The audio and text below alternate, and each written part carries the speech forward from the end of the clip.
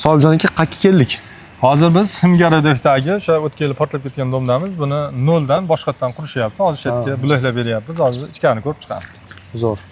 Ichari kiraylikmi san? Bo'ldi.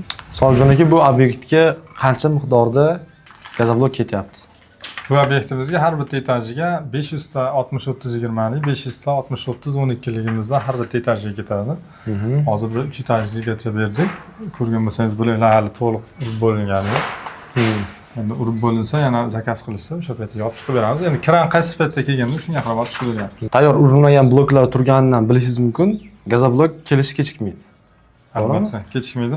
Bu firmani bu ikkinchi domi. Undan oldingi domi Navoiyda edi. Tam xuddi shunaqa portlab ketgan dom edi. U dom bitgan hozir. Nasib bo'lsa aytgan bu tam. Zo'r. 600 marka berilgan ekan, to'g'rimi? 600 marka berilgan. Mana bu yerdan trishina yorib bo'lgan. Bu 12 likda bu. Maktabdagimiz 20 lik edi. Bu bilan 20 lik urilgandi. Bu yerda u mana 12 urilgan. 12 ham yorilgani yo'q, sababi hamda setkalarimiz to'yib urilyapti. Shuni hisobiga yorilish bo'lgan. Zo'r. O'zi qanaqa joylarga 20 lik, qanaqa joyga 30 lik, qanaqa joyga 12 lik ketadi gazoblok? Kvartiralarni misol ajratish uchun 20 lik uriladi. Ajratib bo'lingandan keyin 12 lik bilan bo'linadi. Misol uchun hammom, oshxonalar, bitta kvartira bo'lgandan keyin, bitta xonadonni o'sha bo'lib bo'lgandan keyin, misol qo'shni bilan ovoz o'tmasligi uchun 20 lik uriladi. Undan keyin 12 bilan bo'lib tashlanadi. Bitta mana bilsangiz, zinani yo'llari, podyezdlar 20 lik bilan bo'lingan. Undan keyin bunaqa oshxonalar, sanuzellar 12 bilan bo'linyapti. Zo'r. Asosiy to'ldiruvchilar 30 dan uriladi, nechidan uriladi? Ha, nesosiy stena deyiladi. Bu pilta bosadigan, to'sin bosadigan joylar 30 sm uriladi. Xonalarning o'rtasi 20 dan bo'ladi. Qisqa devorlar 12 dan.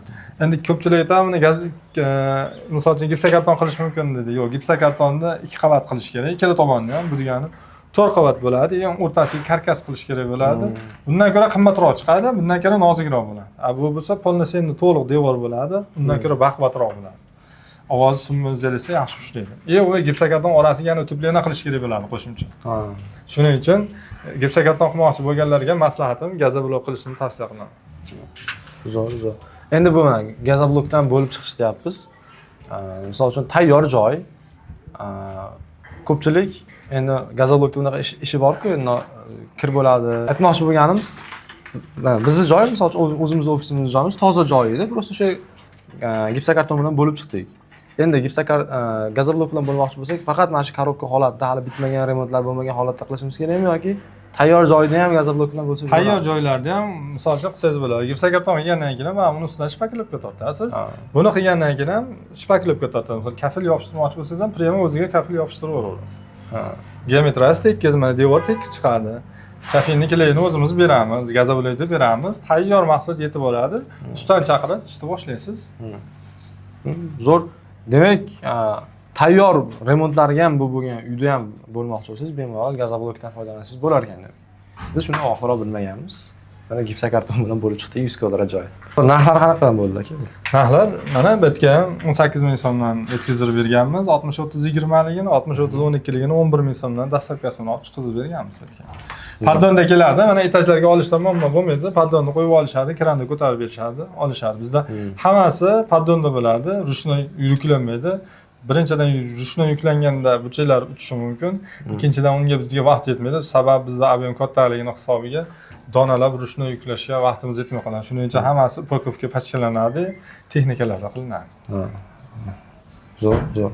Buni endi ob'em qanaqa bo'lishidan qat'iy nazar pardonda beramiz, to'g'rimi? Albatta, bu katta bo'lsa, kichkina bo'lsa pardonda beramiz. Misol aholi pardonda bo'lsa ustalar qo'lda tushirib olishadi. Firmalar bo'lsa kranlari bo'lishadi, ularni o'zlari o'sha kerakli joyiga siralab olishadi.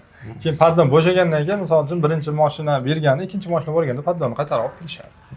Zo'r. Mana qulaylik. Bet necha qavat bo'lyapti? 5 qavat.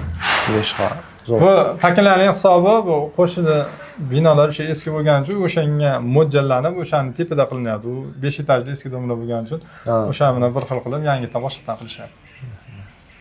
Zo'r. Mana ko'rib turibsiz, gazobloklar sifatli holatda o'zini vaqtida yetkazib berilgan.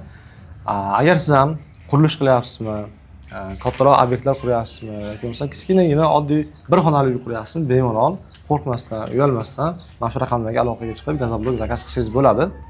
Albatta, sifatidan, vaqtidan umuman muammo bo'lmaydi. To'g'rimi? Albatta. Bu video yoqqan bo'lsa, albatta videoga like bosing, kanalimizga obuna bo'lib qo'ying va izohlarda yozing. qanaqa obyektlarda borib sizga obzor qilib beraylik. Gazoblok haqida yana qanaqa mavzular, ma'lumotlar sizga qiziq, qanaqa savollaringiz bor miyangizda, mana shu narsani kommentga yozib ketsangiz, biz javob berishga harakat qilamiz. Xayr, sog' bo'ling.